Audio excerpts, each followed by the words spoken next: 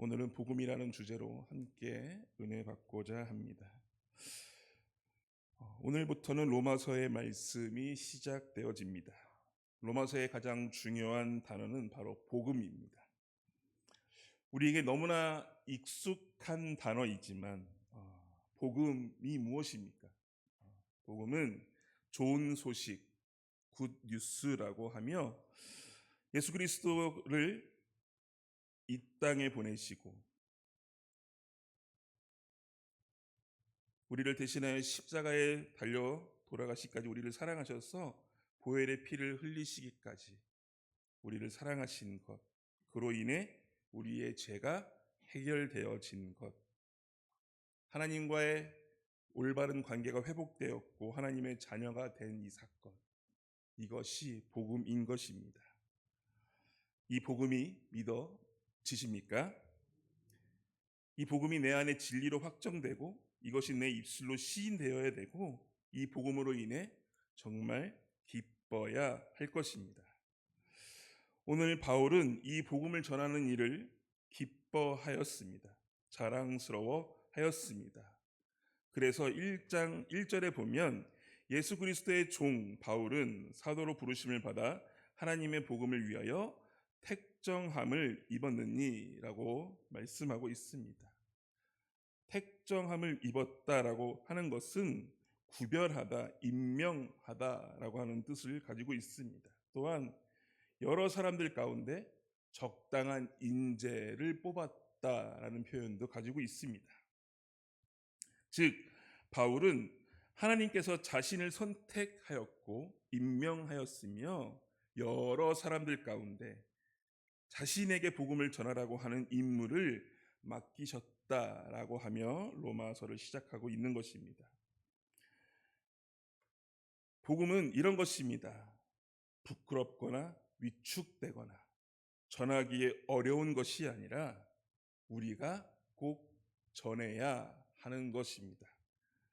사도행전 1장 8절에 있는 말씀처럼 성령이 너희에게 임하시면 너희가 권능을 받고 예루살렘과 온 유대와 사마리아 땅까지 이르러 내 증인이 되리라 라고 하신 이 지상 명령을 따라 우리가 예수 그리스도를 전하는 것, 선택된 내가 예수 그리스도를 전하라는 그 명령에 순종하는 것, 그 말씀의 복음의 증인이 되어야 하는 것입니다. 그럼 이 복음을 전해야 하는 대상들은 누구입니까? 우리 오늘 14절에 보면 이렇게 나와 있습니다. 헬라인이나 야만인이나 지혜 있는 자나 어리석은 자에게 다 내가 빚진 자라라고 말하고 있습니다. 세번역으로 보면 이렇게 되어 있습니다. 나는 그리스 사람에게나 미개한 사람에게나 지혜 있는 사람에게나 어리석은 사람에게나 다 빚을 지은 사람입니다 라고 나와 있습니다. 하나님을 알지 못하는 사람에게 그 누구에게나 이 복음은 전해져야 하는 것입니다. 어떤 사람이든 상관없이 이 복음은 누구에게나 전해야 하는 것입니다. 저번 주 주일에 저는 이제 선생님들과 여름 수련회를 준비하고 있을 때였습니다. 저와 함께 이제 유년부 전도사님도 여름 성경학교를 준비하고 있을 때 어느 자매님 한 분이 찾아오셨습니다. 요즘에 남녀간의 문제가 많이 위험하기 때문에 유년부 전도사님을 먼저 보냈습니다. 그리고 무엇이 필요한지 알아보게끔 하였습니다. 전도사님이 나갔다가 들어오시더니 목사님을 좀 뵙고자 한다라고 이야기하였습니다. 그래서 나가서 함께 이야기를 하게 되었는데 그 자매님의 이야기는 이렇게 시작됩니다. 2달 전 부모님을 교통사고로 전부 잃고 집으로 찾아오는 사람들을 피해 직장으로 찾아오는 사람들을 피해 도망 다니고 있다라고 하는 것이었습니다. 그리고 자신의 인생을 비관하며 한강 다리를 전전하였다고 합니다. 그날도 1시간 정도 한강 다리를 전전하며 자신에게 예수 그리스도를 전해줄 사람, 복음을 전해줄 사람을 찾았었고, 그렇게 한강 다리를 지나다녔지만 그 누구도 자신에게 복음을 전해주지 않았다고 합니다.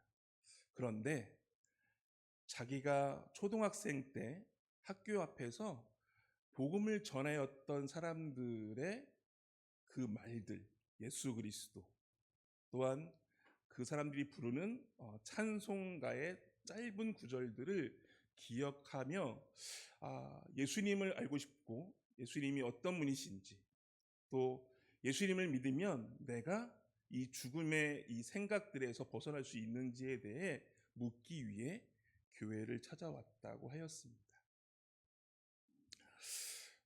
목사로서 참 마음이 아팠고 여러 가지가 좀 힘들었지만 이야기를 쭉 듣는 가운데 이러한 고백들을 들었습니다. 우리 교회를 찾아오기 전 이미 2번의 교회를 더 들렸는데 자신을 이상한 사람 취급하며 경찰을 부른다거나 이런 일들을 통하여서 예수님에 대해 궁금한 것뿐인데 자신이 쫓겨난 일들을 이야기하였습니다. 참 어려운 마음으로 그 자매님께 용서를 구하기도 하였고, 또한 복음에 대해서, 예수님에 대해서 한참 설명하였습니다.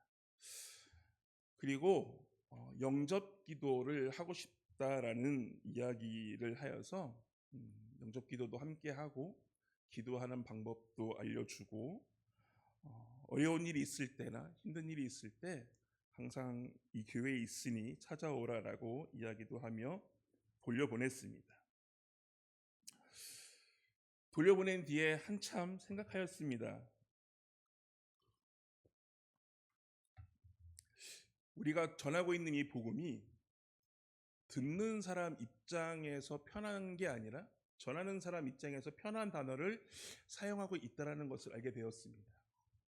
즉 우리 교회만의 언어를 사용하고 있는 것입니다. 원죄, 보혈, 대속죄 이런 단어들이 처음 예수님을 접하는 사람들에게는 어려웠을 것입니다. 저 역시도 전할 때는 여러 가지 쉬운 단어로 설명했다고 하지만 가고 나서 여러 가지 생각해 보았더니 어려웠던 단어는 아니었나 고민하였습니다. 사도 바울이 전하려고 했던 그 복음, 누구나 듣고 하나님을 알지 못하는 모든 사람들이 들어야 하는 그 복음, 하나님의 자녀로 돌아올 수 있도록 하기 위한 그 복음을 전하기 위해 우리들은, 오늘 이 자리에 계신 성도님들은 선택받고 구별되어진 우리들은 이 복음을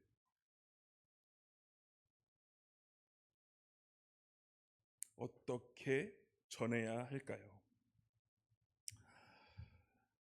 복음을 알고 믿고 따르는 사람들의 삶은 이러한 삶을 가지고 있습니다.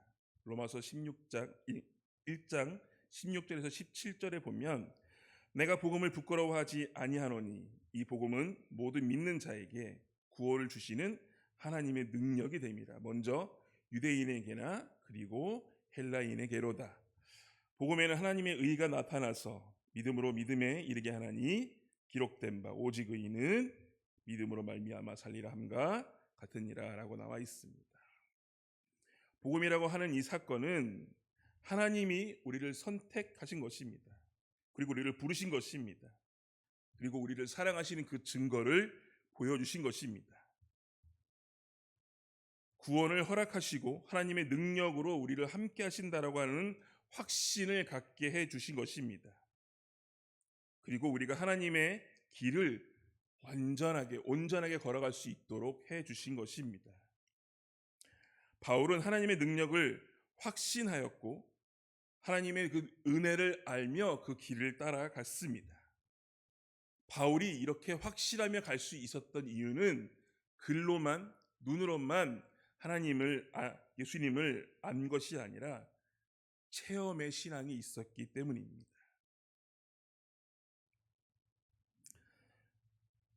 그렇기 때문에 복음의 능력을 알고 있는 사람은 하나님을 향한 온전한 믿음을 가질 수 있습니다. 하나님의 말씀을 신뢰하며 말씀대로 살아가기 위해 애쓸 수밖에 없는 것입니다. 믿음을 지키기 위해 자신의 삶을 정결케 하며 하나님 앞에 범죄하지 않기 위해 최선을 다합니다. 또한 백성으로 살아가기 위해 결단하며 핍박이나 어려움에도 불구하고 복음의 은혜를 감사하고 하나님의 뜻을 지키기 위해 최선을 다하며 그것을 기뻐하는 삶, 그것이 의인의 삶인 것입니다. 복음은 세상에 사는 사람들 누구에게나 필요한 것입니다. 죄인은 의롭다함을 얻을 수 없고 구원을 받을 수 있는 길은 오직 예수님밖에 없습니다. 사도행전 4장 12절에 나와 있습니다. 다른 이로서는 구원을 받을 수 없나니 천한 사람 중에 구원을 받을 만한 다른 이름을 우리에게 주신 일이 없음이라 하였습니다. 진정으로 우리가 의롭게 되는 일, 진정으로 우리가 사는 길은 예수님을 믿는 것입니다. 그 복음을 믿는 것입니다. 그 복음이 나에게 실제가 되는 것입니다. 그런데 이 진리가 너무나 단순하게 생각되기 때문에 오해하는 사람들이 있습니다. 심지어 이 단순함 때문에 이 진리의 가치를 이해하지 못하기도 합니다. 그런데 이 단순해 보이는 복음 때문에 사도 바울은 자신의 목숨을 다하였습니다. 예수님은 이 단순해 보이는 진리 때문에 십자가에 못 박히셨습니다. 이 단순해 보이는 진리 때문에 우리 믿음의 선배들은 많은 피를 흘렸고 그 피가 이 땅 가운데 복음의 씨앗으로 뿌려지고 많은 열매들이 자라나게 되었던 것입니다. 이렇게 거룩하고 값진 것, 이것이 바로 복음인 것입니다. 앞에서 이야기했던 그 자매님의 이야기처럼 우리 주변에도 많은 사람들이 예수님의 복음을, 예수님의 그 이름을 기다리고 있습니다. 이 복음을, 진리를, 생명의 소망을 기다리고 있는 우리의 이웃들이 지금도 있습니다. 자신의 인생의 마지막을 생각하며 희망 없고 절망적인 상황 속에서 자신의 삶을 구원할 그 어떤 누군가를 기다리고 있을지 모릅니다. 그렇기 때문에 오늘 우리들은 이 복음을 전해야 되는 것입니다. 이 복음을 외쳐야 하는 것입니다. 이 복음을 삶으로 보여주어야 하는 것입니다. 오늘도 우리에게 주어진 삶의 현장 속에서 이 능력의 복음을 전하고 증거하는 믿음의 자녀들이 되시기를 주님의 이름으로 축복합니다. 기도하겠습니다.